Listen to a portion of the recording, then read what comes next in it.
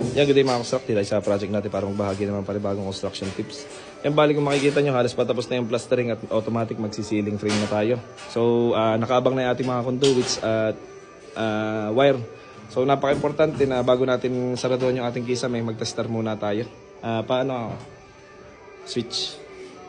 Ayan, bali kung makikita nyo, nagkakaroon tayo ng reading. Tapos, ito yung continuity test. So, ang tinetrace natin dyan is yung mismong circuit natin. Wala pa tayong load dahil hindi pa naman natin ito tinatap sa ating supply. So, napaka-importante na chinecheck natin yung ating electrical wirings bago tayo mag-sealing frame, bago masaraduhan para at least hindi na tayo pabalik-balik at saka mahirap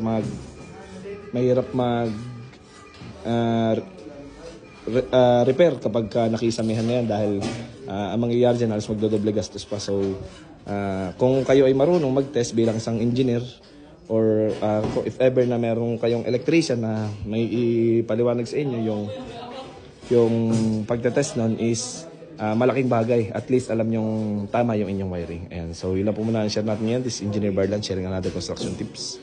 Thank you mga construct.